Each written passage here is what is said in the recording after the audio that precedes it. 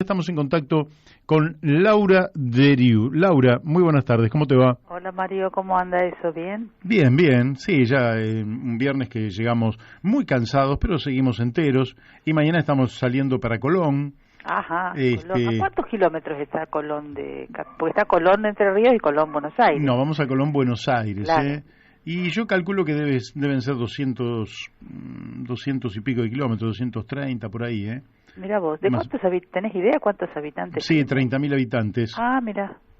Es bueno, y yo voy porque ahí tengo un amigo que es Néstor Iachi.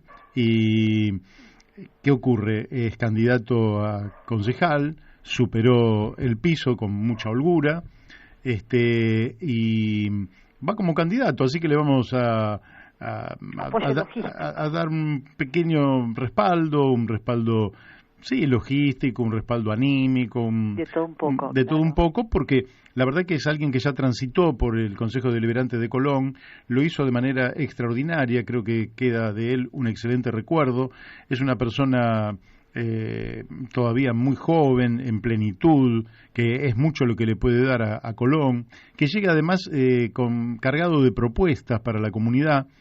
Y creo que frente a una política argentina vacía casi de manera absoluta de propuestas, uno ve caras, ve sonrisas que digan te escucho o en fin, frases huecas, pero no escucha una sola propuesta. Bueno, ahí en Colón hay un candidato que tiene propuestas y bueno, así que para mí va a ser muy lindo poder partir mañana tempranito para aquella zona. Mientras tanto, vos en Mercedes también, provincia de Buenos Aires. Uh-huh. ¿Qué pasa mañana en Mercedes, Laura? No, formalmente nada, o sea, no va por ahí, van a venir visitas, pero no, es informal, así que quizá tengamos visitas de alguna persona que trabaja en el área de agroecología, y bueno, veremos.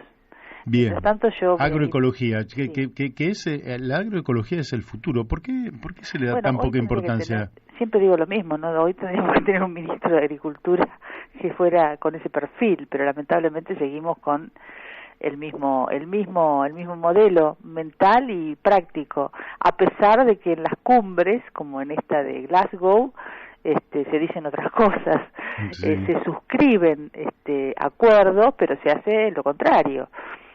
Por lo menos lo que va trascendiendo en estos días en los cuales comenzó esta conferencia de Naciones Unidas sobre cambio climático, que termina el 12 de noviembre, creo. El viernes que viene. De octubre. Sí.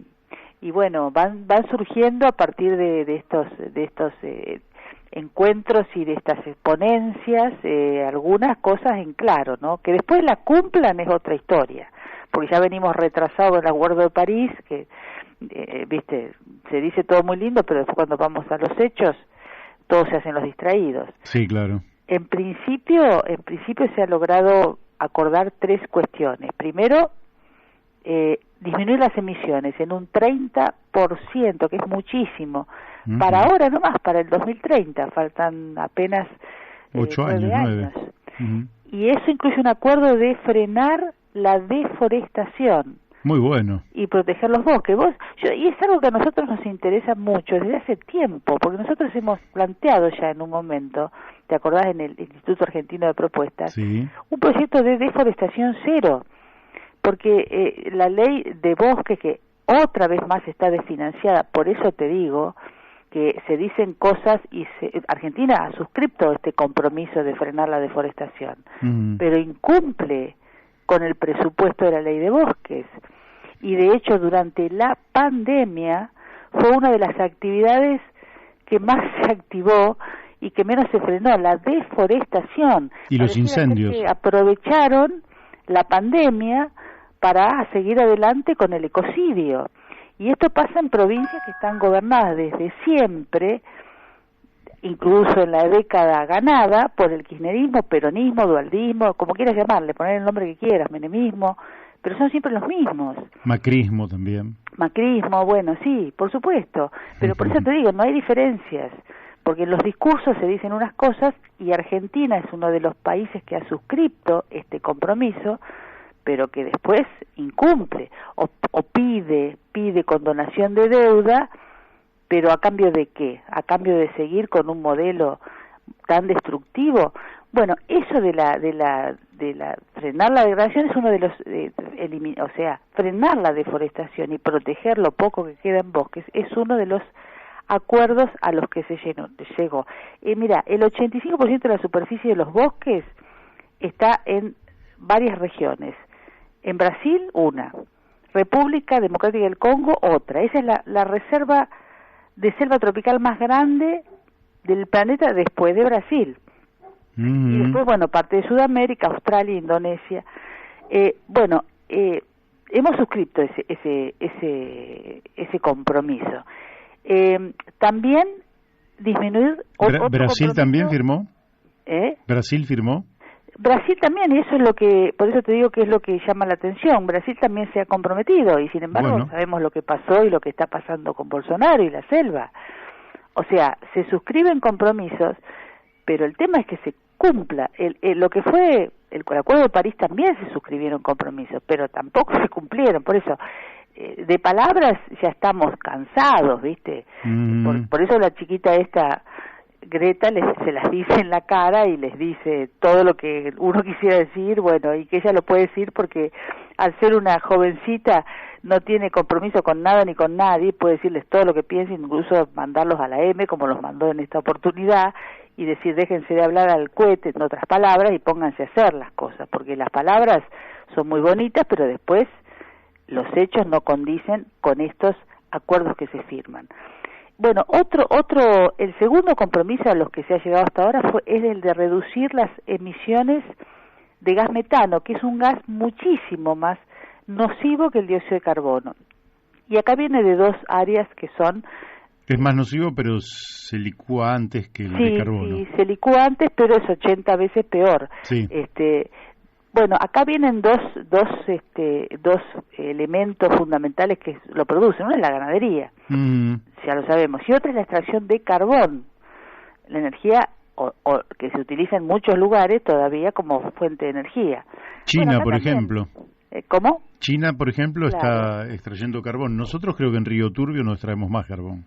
Creo que no, muy poco. Bueno, en Estados Unidos también hay una zona que creo que está en Wyoming o Colorado, que también hay unas minas de carbón impresionantes y que ellos se utilizan o lo utilizaban hasta hace poco el carbón como fuente de energía. O sea, en varios lugares. Bueno, este acuerdo de disminuir en un 30% de las emisiones ha sido firmado entre otros por Argentina y Brasil. Muy bien. Brasil, o sea, también ahí tenemos Argentina y Brasil. No sabemos cómo va a implementar Argentina una reducción del 30% de emisiones de metano cuando está firmando compromisos para producir carne para China. O sea, es un poco extraño todo esto, ¿no?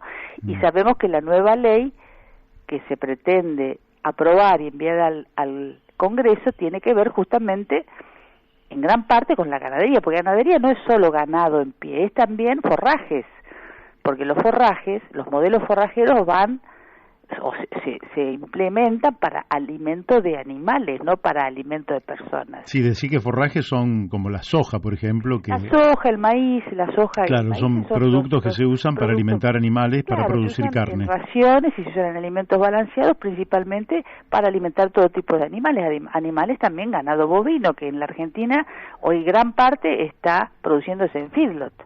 Otro detalle, o sea, tampoco sabemos cómo Argentina firma esto y después va para el otro lado.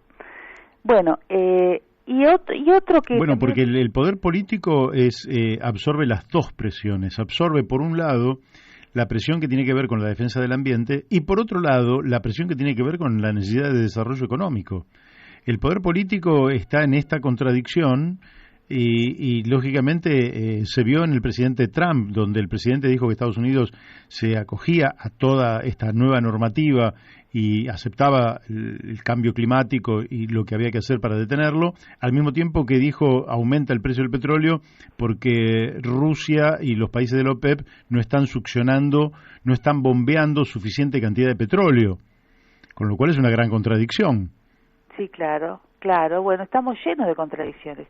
Inclusive en la Argentina, bueno, un modelo vos decís de crecimiento, pero este modelo forrajero, este modelo agroganadero no nos ha llevado muy lejos. Hoy Argentina tiene más de la mitad de la población o en la pobreza o en la indigencia, y gran parte de la indigencia también. Así es. O sea, y sin trabajo o con trabajo en negro o viviendo de trabajo informal. O sea, evidentemente este no es un modelo de progreso, que quizás sea políticamente incorrecto decirlo, pero es la realidad. O sea, en los hechos vemos hasta dónde hemos llegado con este modelo, además de la evasión, que hasta el propio Bussi ha salido a hablar de la evasión de este sector de los agronegocios, que es escandalosa. O sea, pareciera que es un sector que nadie lo toca. Bueno, y después también vemos lo que pasa con el Paraná y todo lo que se viene también de la mano de ese modelo, ¿no? Y después, algo que me parece muy interesante es que se aprobó un fondo de protección de comunidades nativas, indígenas, y de sus entornos en donde viven, porque se considera que las comunidades nativas son la mejor garantía que hay para la protección medioambiental.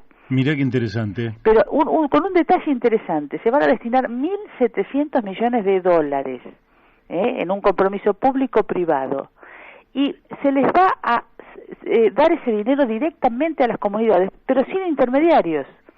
O sea, ese dinero va a ir directamente a la comunidad y la comunidad va a decidir cómo invertir esa ayuda, sin intermediarios, lo cual es bastante interesante. Bueno, quiere decir que hay una cantidad de elementos muy positivos, más allá de las contradicciones. Exacto, hay de todo, por eso te digo, la COP hay de todo, están los intereses de los grupos financieros, están los intereses empresariales, están las organizaciones no gubernamentales, están las comunidades originarias, están todo. El tema es después qué se saca en común, porque todos tienen voz y todos llevan sus propuestas.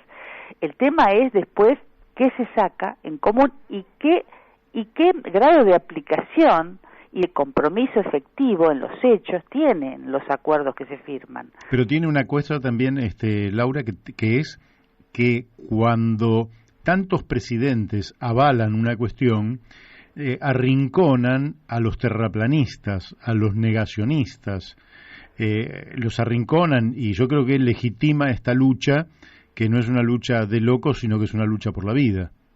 Exactamente, es que justamente todo lo que se plantea tiene base científica.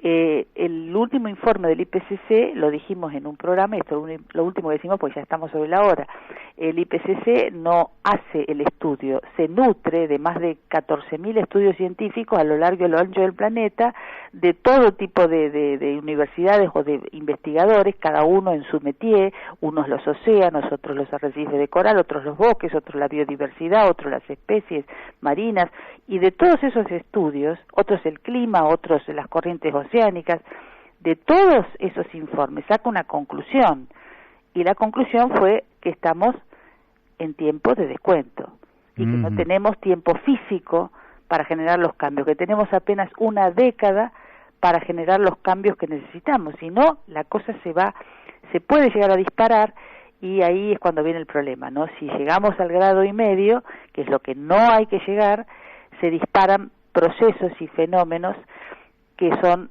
prácticamente incontrolables y que actúan como un efecto dominó. Efectivamente, es como cuando le dicen un paso al frente y en el frente está el precipicio. Hasta ese paso anterior estaba uno en tierra firme, pero ahí ya está en el precipicio. Laura, ¿qué te parece si la semana que viene charlamos sobre el tema de los océanos, que se habla poco dentro de todo? Bueno, ¿cómo no? ¿Cómo no? ¿Lo dejamos como materia pendiente para la semana que viene? Perfecto. Bárbaro, entonces por hoy te agradezco, ya son y 55, me están pidiendo el estudio. Bueno, y buen viaje y saludos a los compañeros de allá de la ciudad de Colón. Muchísimas gracias. Mucha suerte. Se lo transmitimos. Bueno. Bárbaro. Chau, Mario. Chau. Bueno, hemos hablado con Laura Deriu, nosotros nos estamos despidiendo hasta el lunes, que tenga un lindo fin de semana a todo el mundo. Ahora no se mude de Radio La Luna porque viene Independiente Rey de Copas a cargo de Oscar Argañarás. De mi parte, el lunes a las 12 del mediodía nos volvemos a encontrar como corresponde. Chau.